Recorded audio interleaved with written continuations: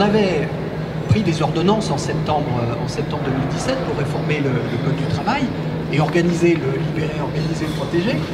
Et on avait beaucoup parlé de plein de choses qui étaient dans ces ordonnances. On avait parlé de la nouvelle organisation de la négociation collective, on avait parlé de l'instance unique de représentation du personnel, du barème, etc. Mais il y a une chose dont on avait assez peu parlé, et qui pourtant a pas mal défrayé la chronique ces derniers temps, et encore aujourd'hui, c'était la réforme du télétravail, du cadre d'organisation du télétravail. Puisque dans ces ordonnances, on avait assoupli le mode de mise en œuvre du télétravail, en le rendant beaucoup plus simple, en évitant de modifier le contrat de travail, comme ça devait être le cas auparavant, en visant toutes les formes de télétravail, qu'elles soient durables ou qu'elles soient plus ponctuelles, et en permettant sa mise en place de manière rapide, simple, entre le salarié et l'employeur.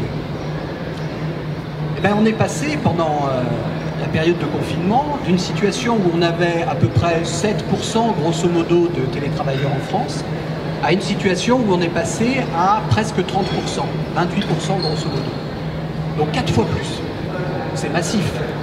J'évoquais tout à l'heure la santé de nos concitoyens et le souci d'avoir fait passer cette exigence de préservation de la vie et de la santé avant toute chose. Ça veut donc dire que les questions de santé au travail, elles ont été au centre des attentions dans les entreprises, de manière à la fois proactive et défensive.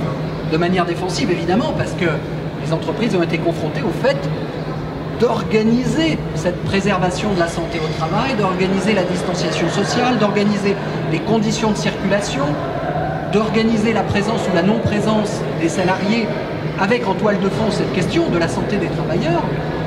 Mais elles l'ont été dans un cadre où, et Carole, j'imagine, ne mentira pas, où on a pu constater que le dialogue social, souvent, avait plutôt été au rendez-vous. Alors, on a plein d'exemples, il y en a eu évidemment, on a plein de contre-exemples, hein, il y en a eu évidemment d'entreprises où ça a été conflictuel, etc.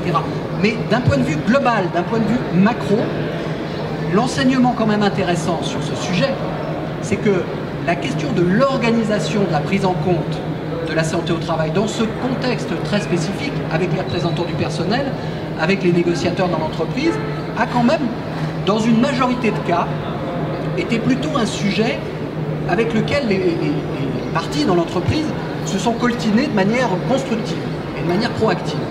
Et ça, c'est quelque chose qu'il faut souligner et c'est quelque chose sur lequel il faut, je pense, capitaliser.